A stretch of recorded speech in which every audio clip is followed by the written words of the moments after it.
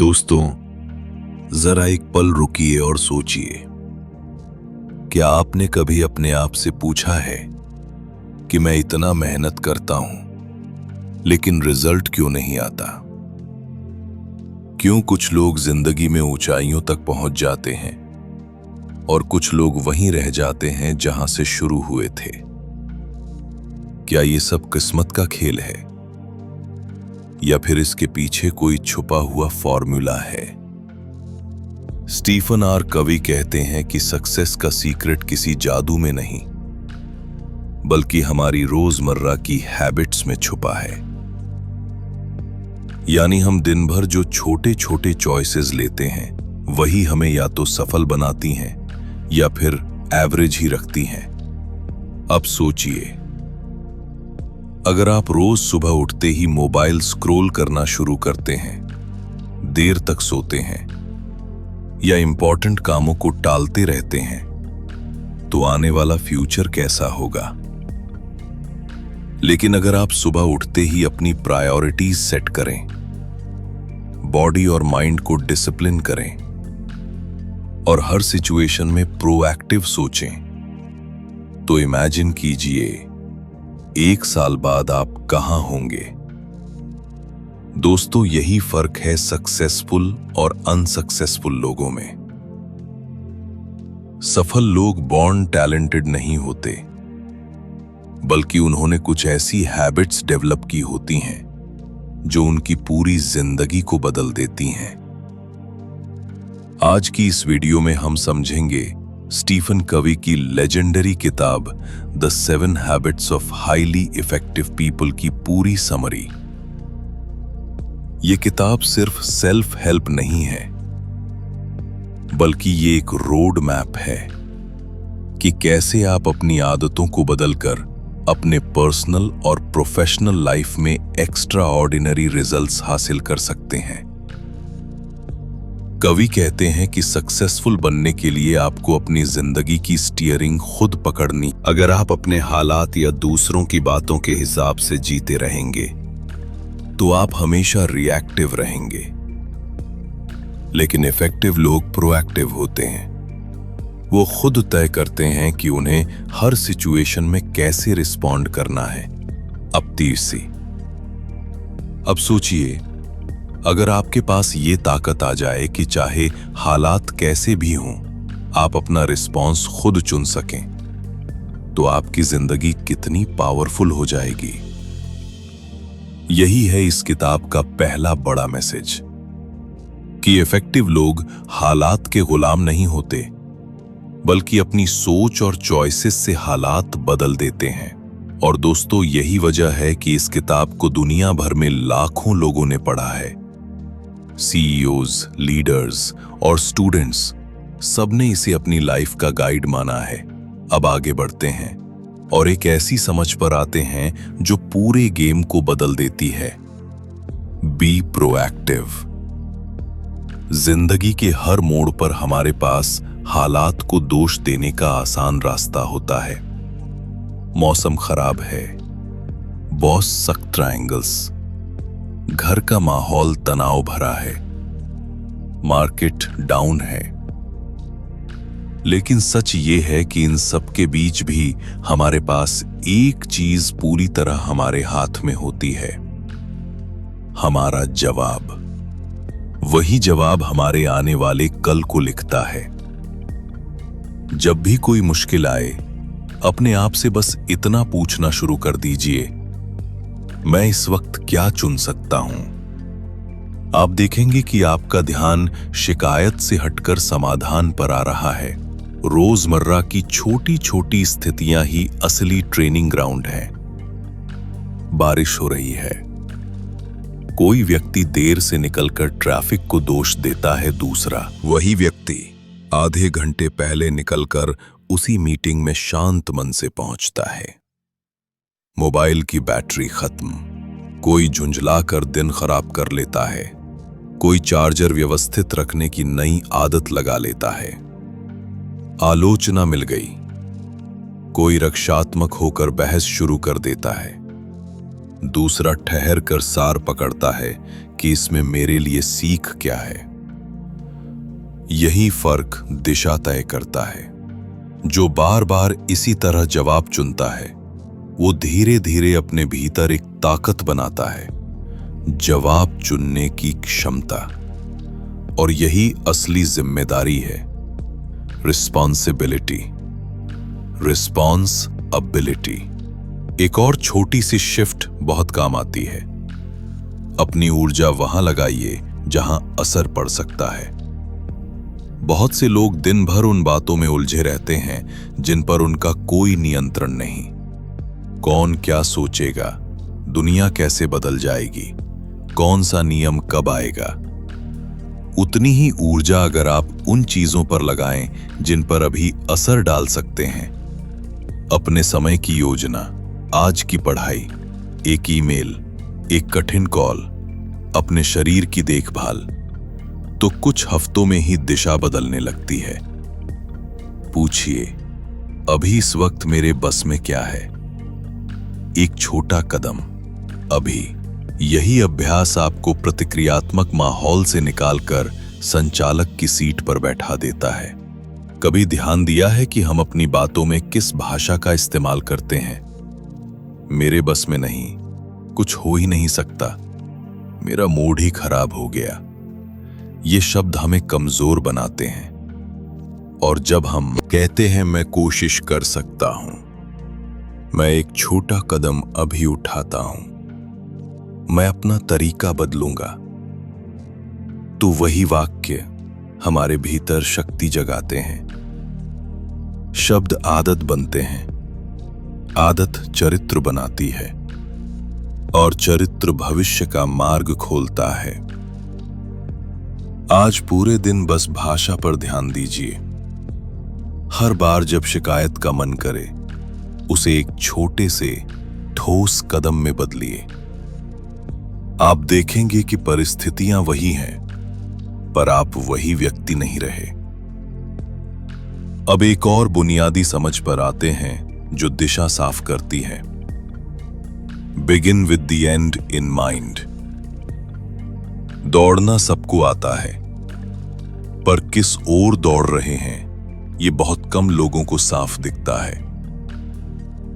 जरा कल्पना कीजिए, आप अपनी जिंदगी की किताब खुद लिख रहे हैं। अगले अध्याय में आप अपने लिए क्या दृश्य देखना चाहते हैं? आपका दिन कैसा दिखता है? आप किन लोगों के साथ समय बिताते हैं? आपकी सेहत, आपका काम, आपका चरित्र, इन सब का रूप क्या है? जब ये चित्र मन में साफ होने लगता है, रोजमर्रा के छोटे फैसले अपने आप उस तस्वीर से मेल खाने लगते हैं, इसे और सरल बनाते हैं। कोई छात्र है, अगर उसके मन में बस इतना है कि एग्जाम पास करना है, तो वो आखिरी हफ्ते में भाग दौड़ करेगा। लेकिन अगर उसके मन में ये साफ है कि मैं एक ऐसा पेशेवर बनना चाहता हूं जो समस्याओं को शांत दिमाग से हल कर सके, तो वो आज की पढ़ाई को भी उसी कौशल की तरफ मोड़ देगा। नोट्स को व्यवस्थित करेगा, कठिन सवालों पर धैर्य बनाएगा, चर्चा करेगा, सीख को लागू करेगा। कोई नौकरी में है, अगर मंजिल सिर्फ महीने का टारगेट है तो हर निर्णय अल्पकालिक होगा। पर अगर मन में यह साफ है कि मुझे भरोसेमंद, समाधान देने वाला व्यक्ति बनना है, तो मीटिंग की तैयारी, समय पर संचार, रिश्तों की देखभाल, सब उसी मंजिल की सेवा करने लगते हैं। मिस बैक्ट कभी अपने आने वाले कुछ सालों की छोटी सी पटकथा लिखकर देखिए। बहुत जटिल नहीं, बस इतना कि आप किन भूमिकाओं में बेहतर बनना चाहते हैं। एक सीखने वाला इंसान, एक भरोसेमंद साथी, एक सजग नागरिक, एक स्वस्थ शरीर वाला व्यक्ति। हर भूमिका के नीचे 2 लाइनें लिखिए। मैं कौन सा व्यवहार रोज करूंगा जिससे ये सच्चाई बनेगी?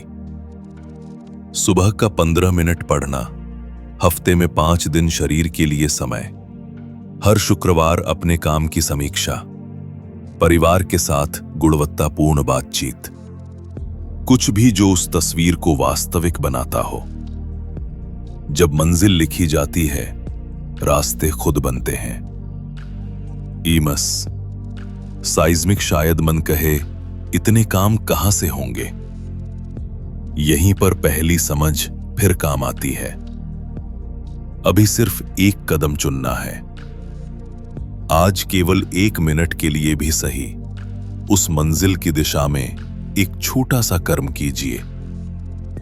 जिस दिन मन भटके, स्वयं से प्रेम से कह दीजिए, मैं फिर लौट आया हूं। ये कोई दौड़ नहीं, एक यात्रा है। और यात्रा में दिशा साफ हो तो थकान भी अर्थ बन जाती है।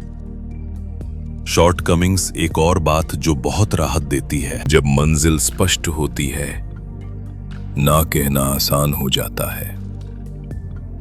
कोई बुलावा आता है जो आपके मार्ग से मेल नहीं खाता, आप मुस्कुराकर मना कर देते हैं, क्योंकि आपके पास एक बड़ा हां है जिसके लिए समय बचाना है। उल्टा भी देखिए, जहां आपका हां है, वहां आपकी उपस्थिति फैलने लगती है। दिन का 1 घंटा भी जब सही जगह लगता है, तो महीनों का असर छोड़ता है। समय की यही खूबसूरती है, कम होकर भी गहरा हो सकता है, बशर्ते दिशा सही हो। अब जरा अपने कल की कल्पना कीजिए। सुबह उठते हैं, मन में हल्की सी शांति है, क्योंकि रात को ही आपने आज के 3 सबसे अहम काम लिख दिए थे। फोन थोड़ी देर बाद उठेगा। पहले शरीर, मन और दिन की तैयारी। आप दूसरों की चाल से नहीं, अपनी दिशा से चल रहे हैं। रास्ते में कोई बाधा आएगी, आए तो सही, आप तय करेंगे कि जवाब क्या देना है। शाम को बैठकर 1 मिनट सोचेंगे, आज एक बात क्या सीखी, कल किस छोटी चीज को और बेहतर करूंगा। ऐसा कोई बड़ा ड्रामा नहीं, बस छोटी छोटी ईमानदार चालें। यही चालें कुछ महीनों में आपकी पहचान बदल देती हैं। अब कभी हम सोचते हैं कि जिंदगी में बड़े बदलाव किसी एक दिन के बड़े फैसले से आते हैं। होता उल्टा है। हर दिन के छोटे चुने हुए जवाब और मन में गड़ी हुई साफ तस्वीर, ये दोनों मिलकर धीरे धीरे चरित्र बना देते हैं। और जब चरित्र बनता है, तो भाग्य पीछे से आकर साथ दे देता है। आज बस इतना कीजिए, एक स्थिति चुनिए जहां आप आम तौर पर बहाने बनाते हैं, और वहां एक अलग, शांत, जिम्मेदार जवाब दीजिए। और रात को सोने से पहले अपनी मंजिल का चित्र एक बार फिर मन में रोशन कर दीजिए। कल सुबह वही तस्वीर आपके कदमों का रास्ता बनेगी। रिटेलिएशन। अब जरा आगे बढ़ते हैं और सोचते हैं कि जब लक्ष्य साफ हो जाए तो दिन कैसे जिया जाए। बहुत लोग जानते हैं कि उन्हें क्या चाहिए, लेकिन उनकी सबसे बड़ी समस्या ये होती है कि दिन भर छोटे छोटे तात्कालिक काम उनका सारा समय खा जाते हैं। असली जरूरी चीजें पीछे छूट जाती हैं। स्टीफन कवी कहते हैं कि तीसरी आदत है अपनी प्राथमिकताओं को जीना। इसका मतलब यह है कि आपको दिन के सबसे महत्वपूर्ण काम पहले पूरे करने हैं, चाहे वे कितने ही कठिन क्यों ना हों। बाकी छोटी छोटी चीजें बाद में भी हो सकती हैं। शुमा, जरा अपने दिन की कल्पना कीजिए। सुबह उठे और सबसे पहले मोबाइल में खो गए। News, notification, chat. फिर अचानक याद आया कि आज एक प्रोजेक्ट की डेडलाइन है, तो घबराहट में उसे जल्दी जल्दी निपटाया। दोपहर होते होते आप थक चुके हैं और शाम को सोचते हैं कि आज का दिन कैसे निकल गया। यही पैटर्न हफ्तों और महीनों तक चलता रहता है और हम सोचते हैं कि हमारी जिंदगी क्यों बदल नहीं रही। फर्क ये है कि सफल लोग सुबह का सबसे पहला हिस्सा अपनी बड़ी प्राथमिकताओं को देते हैं, चाहे वो सेहत हो, पढ़ाई हो, नया प्रोजेक्ट हो या रिश्तों का समय। वो सबसे पहले उन कामों को करते हैं जिनसे असली दिशा बनती है। यह आसान नहीं होता क्योंकि छोटे छोटे काम हमें तुरंत संतोष देते हैं, लेकिन यही कठिन चुनाव हमें लंबी दूरी तक ले जाते हैं। डिम्स। सोचिए, अगर आप कल से ही सुबह उठकर अपने सबसे अहम काम को पहले घंटे में पूरा कर दें तो क्या होगा? शायद पहले ही दिन थोड़ी मुश्किल लगे, लेकिन तीसरे या चौथे दिन आपको एक अजीब सी शक्ति महसूस होगी। दिन अभी बाकी है, लेकिन सबसे जरूरी काम पूरा हो चुका है। ये आदत धीरे धीरे आपके भीतर अनुशासन और आत्मविश्वास भर देगी, और जब ये अनुशासन बार बार दोहराया जाएगा तो आपकी पहचान बदलने लगेगी। अब आते हैं चौथी आदत पर, जो रिश्तों और सहयोग से जुड़ी है। कवि कहते हैं कि बहुत से लोग जीवन को एक प्रतिस्पर्धा मानकर जीते हैं, या तो मैं जीतूंगा या फिर सामने वाला। लेकिन असल में लंबे समय तक सफल वही लोग होते हैं जो दूसरों के साथ मिलकर आगे बढ़ना जानते हैं। चौथी आदत है सोचो विन विन, यानी हर परिस्थिति में ऐसा रास्ता तलाशो जिसमें दोनों पक्षों को लाभ हो। ये सोच रिश्तों में विश्वास पैदा करती है और काम में सहयोग। आपने देखा होगा कि कुछ लोग हमेशा हार जीत की भाषा में सोचते हैं। अगर किसी मीटिंग में उनका विचार नहीं माना गया तो उन्हें लगता है कि वो हार गए। अगर किसी दोस्त को फायदा मिल गया तो उन्हें जलन होती है। लेकिन विन विन सोच वाले लोग अलग होते हैं। वो समझते हैं कि अगर सामने वाले को भी लाभ हुआ तो रिश्ता मजबूत होगा और लंबे समय में सबको फायदा होगा। ये सिर्फ व्यावसायिक सौदों में ही नहीं, बल्कि घर और दोस्ती में भी लागू होता है।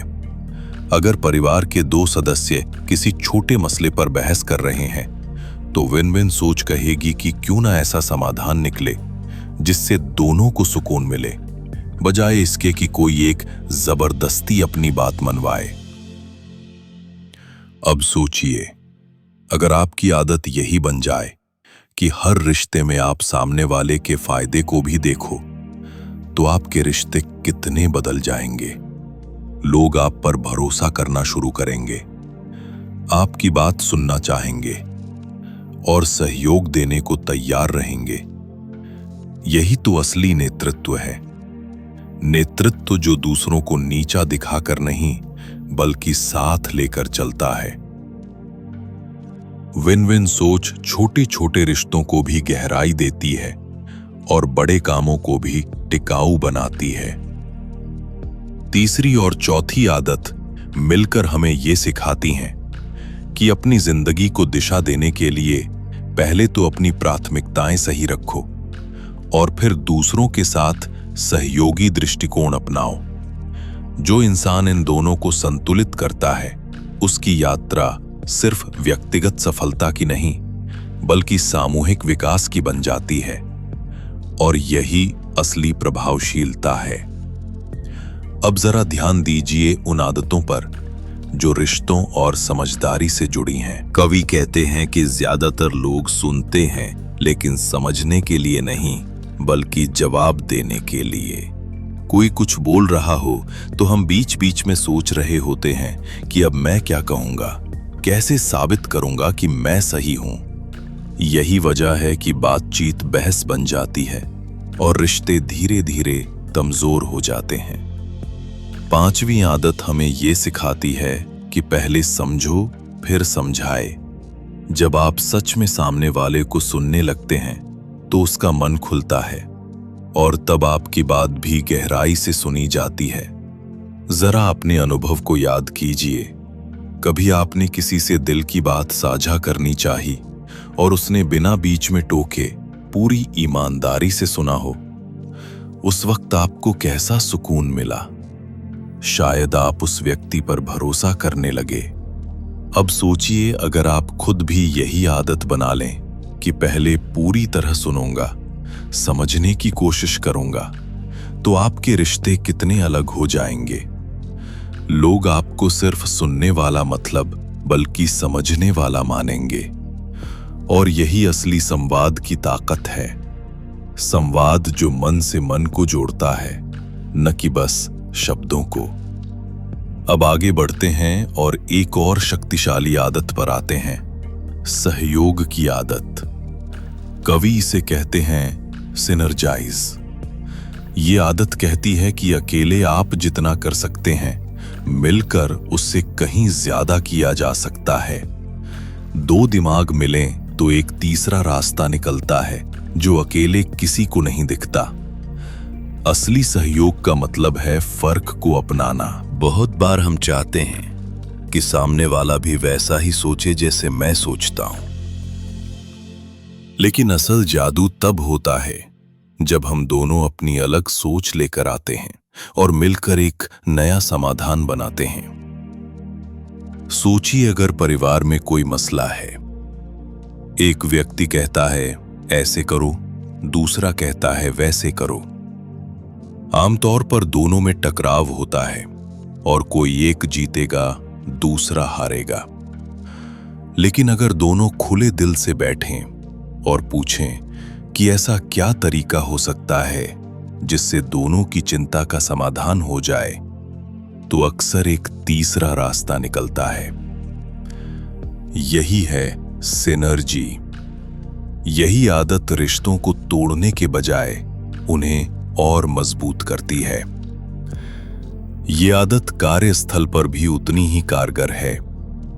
जब टीम के सदस्य अपनी अपनी अलग सोच लाते हैं और एक दूसरे की बात को महत्व देते हैं, तो एक नया स्तर का परिणाम सामने आता है। अब जरा अपने जीवन की कल्पना कीजिए कि आप हर रिश्ते, हर टीम में इस आदत को अपनाते हैं। आप सिर्फ अपनी बात मनवाने की कोशिश नहीं करते, बल्कि सामने वाले को गहराई से समझते हैं और उसके साथ मिलकर समाधान खोजते हैं।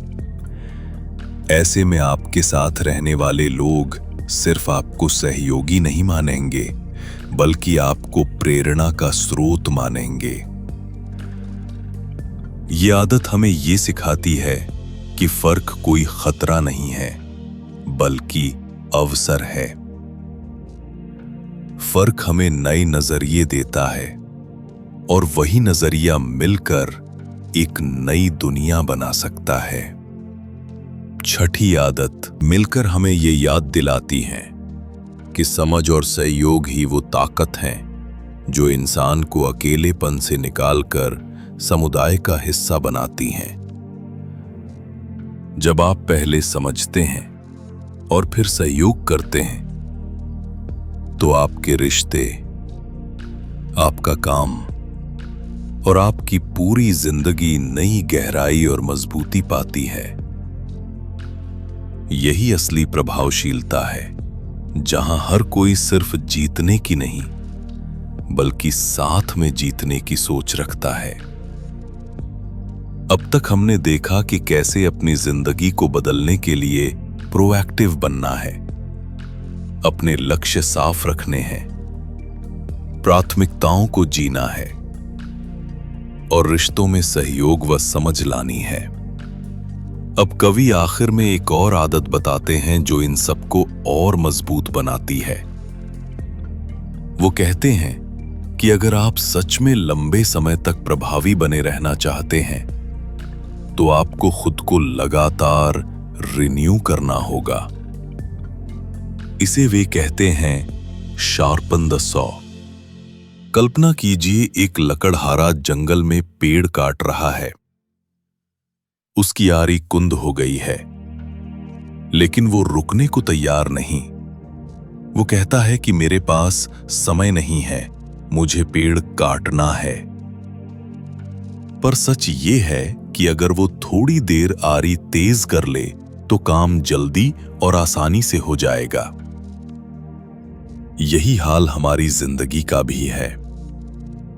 हम लगातार काम करते रहते हैं, भागते रहते हैं, लेकिन अगर खुद को नया नहीं करते, शरीर, दिमाग, दिल और आत्मा, तो धीरे धीरे थकान और खालीपन हमें पकड़ लेता है।